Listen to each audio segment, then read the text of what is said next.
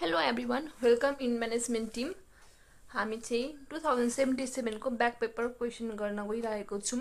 चाहिँ हामीलाई production function दिएको छ q = 14l + 7l square - l cube भनेर हामीलाई चाहिँ त्यहाँ टीपी एपी एन्ड एमपी सोध्या छ। तर हामीलाई चाहिँ ग्राफ पनि गर्नु भनेको छ र त्यो तीनवटा स्टेज हुन्छ जुन फर्स्ट सेकेन्ड थर्ड हो त्यो चाहिँ हामीले एक्सप्लेन गर्नु भनेको छ। So let's start. सुरुमा हामीले के दिएको छ भन्दा खाली प्रोडक्सन फंक्सन फर्स्टमा हामी त्यही कपी गर्छौं प्रोडक्सन फंक्सन q भनेर production function q = 14l plus यहाँ क्वेशन हेर्न सक्नुहुन्छ 14l + 7l square - l cube. अब l भनेको के हो भन्दा खाली त युनिट्स अफ लेबर हो। युनिट्स अफ लेबर त हामीलाई थाहा छैन। सो यहाँ हामी गर्दै छौं युनिट्स अफ लेबर। हजुरहरुले 0 देखिराख्न सक्नुहुन्छ तर म चाहिँ 1 देखिराख्दै छु। 1 2 3 4 5 6 7 ल 8 सम्म राखे है त। अनि के निकाल्नु भनेको छ भने टीपी एपी र एमपी यहाँ हुन्छ एपी। अब एपी कसरी निकाल्ने? एपी कसरी निकाल्ने भन्दा खाली एपी यसो गरेर निकाल्छौं है त। 14l + 7l square - l cube छ नि हो। यहाँले चाहिँ 14 * l को ठाउँमा कति निकाल्ने त 1 हाल्ने, अर्को गर्दा खाली 2 हाल्ने। हेर्नु है त 1 + 7 * 1 स्क्वायर - 1 क्यूब राख्नुहुन्छ। अब यति गर्दा हजुरहरुको कति आउँछ भन्दा खाली 14 * 1 + 7 * 1 स्क्वायर - 1 क्यूब हाल्दा खाली हजुरहरुको आउँछ 20। अब हेर्नु है त यो एउटा भयो।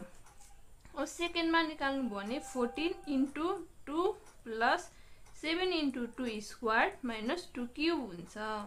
यो गर्दा कति आउँछ भन्दा खाली 14 * 2 + 7 * 2 स्क्वायर 7 *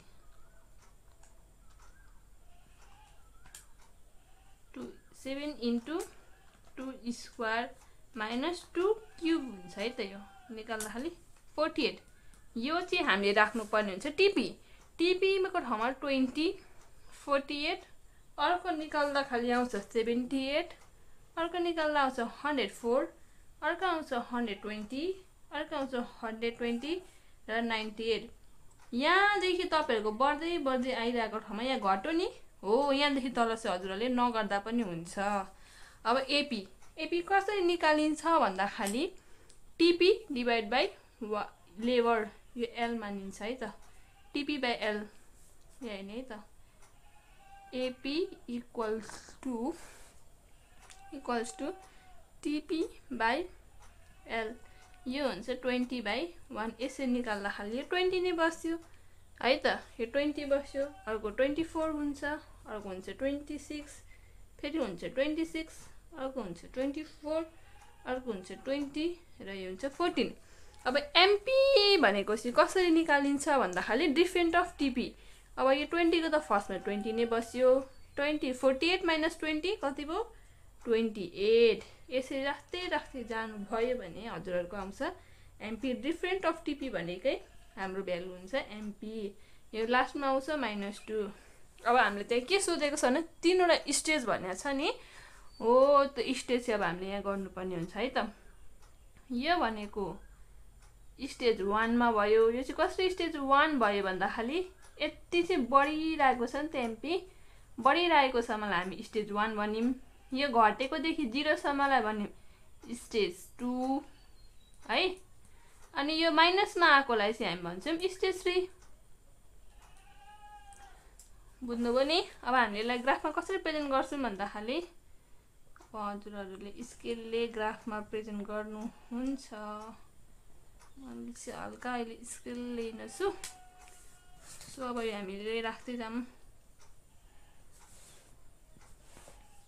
यता बस्छ हाम्रो युनिट्स अफ लेबर।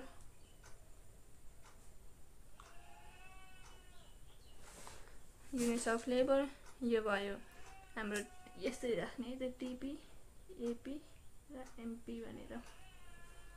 यसो गर्दा खालि हामीले कति कतिको डिफ्रेन्ट राखौँ भने 20 को डिफ्रेन्ट राखौँ।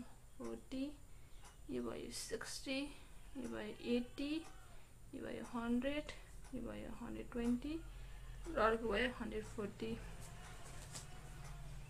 यो 1 2 3 4 5 6 लामला 7 यसलाई 8 सरी यस्तो होला।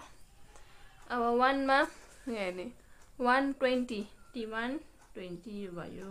अर्को 2 मा 48 हल्का यहाँ राखिदिएँ मैले 48। अर्को 78 सोधिएछ 60 यहाँ राखेँ 78।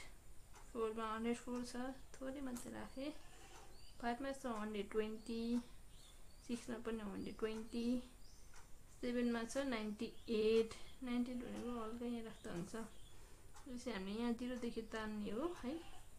यो यस्तो भयो मेरो चाहिँ। हजुरहरूले ग्राफमा गर्दा राम्ररी बसिहाल्छ यो टिपी।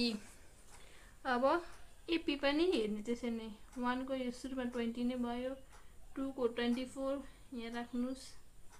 3 मा भयो 26 हल्का अलिकति चेन्ज राख्नु। 4 मा भयो 26 सिमिलर यो सेम लाइनमा हुनु पर्यो। 4 मा छ 26 5 मा भयो 24 यहाँ राख्न सक्नुहुन्छ 24। अर्को 6 मा हुन्छ 20 7 मा छ 14 यही राखे भयो। यो भयो हाम्रो एपी। अर्को छ हाम्रो एमपी 1 मा 20 2 मा 28 हल्का माथि राख्नु। 3 मा 30 भनेको हल्का छोए नै मेरो हजुरको चाहिँ छुँदैन ग्राफमा गर्दा खालि। 26 20 25 26 नयाँ राखिदिएँ। 6 मा भयो 0 भयो। 7 मा भयो -22 यो भयो ल यो पनि 20 यो माइनसमा छ गर्दा खालि यो यस्तो हुन्छ है त। यो भयो यो 6 7 यसलाई भन्छ हामी एमपी। अब 26 सम्म छ भनेको छ 4 को 26 यसलाई हामी यसरी ग्राफ यो यहाँले पार्छौँ। अर्को निस्किने गर्दै जाँदा खालि यो स्टेज 1 मा बस्छ। यो यहाँ हुन्छ स्टेज 2 अनि अर्को हुन्छ यहाँ हाम्रो स्टेज 3।